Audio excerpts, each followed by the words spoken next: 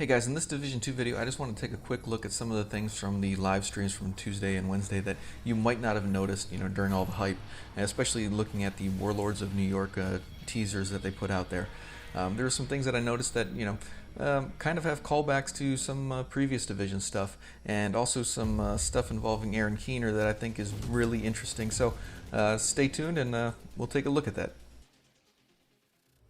Alright, so the first thing that I want to look at is actually the brand sets that are going to be coming along with Warlords of New York. Now, they haven't actually said any names yet, but if you go back into the Division 2's launch, you actually see some of the information was actually data mined off of the released version.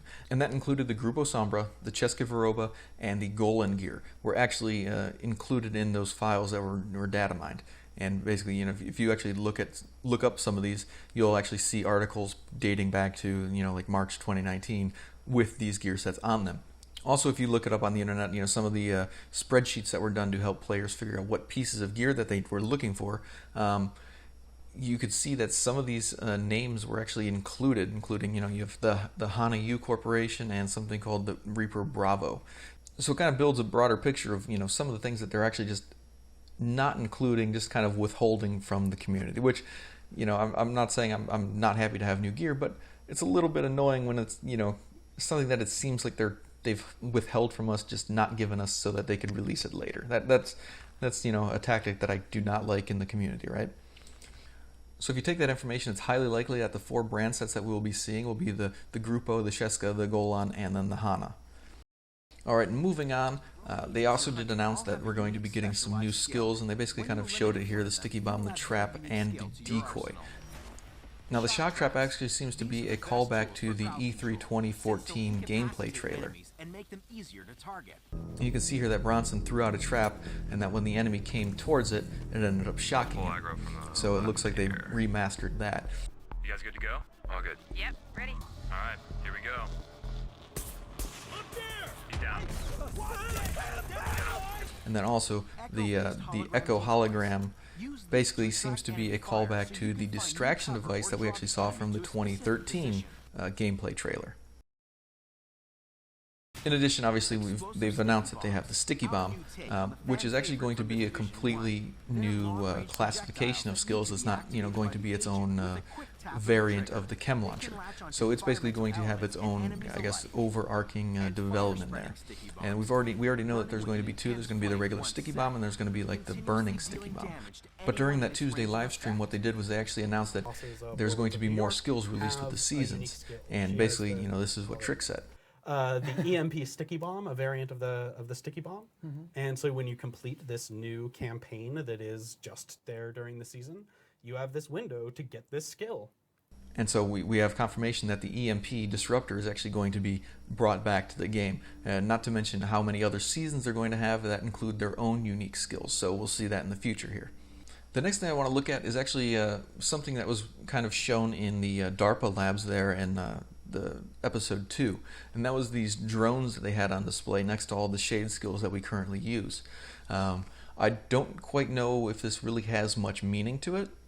And then of course in that trailer that they showed, you can actually see it looks like Theo is using one of these drones. Now whether that actually has some sort of meaning down the line, it's hard to tell at this point.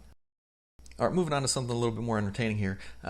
If you look at this character model, he just seems too neat, too clean for this kind of disaster-torn New York City. It doesn't really look or fit, the model of a lot of the other character builds in the game. And I actually suspect that this is actually Jake Gyllenhaal's character and basically going to be a tie-in with the Division movie, if that's ever released, which is going to be on Netflix.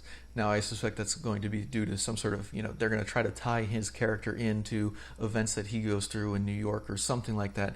But as far as the development of the actual movie, I don't know when that's supposed to be, so, who knows how this is going to play out? Who knows if actually this is his character? But it seems, kind of likely to me.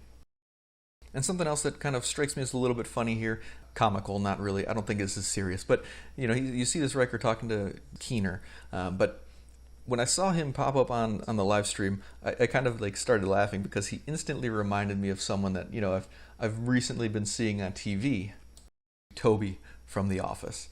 Now, Could we be seeing Toby as a character in the Division movie as well?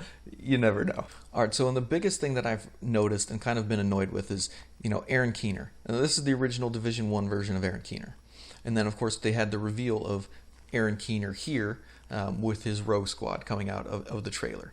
But there's something about this whole thing just struck me as very odd. You can see here as his shade terminal is a little bit wonky. But then they also showed a different model of Keener with his rogues, and this one just didn't quite fit the look that the first Keener had. And then of course, you actually go into the gameplay one, and he looks again completely and utterly different.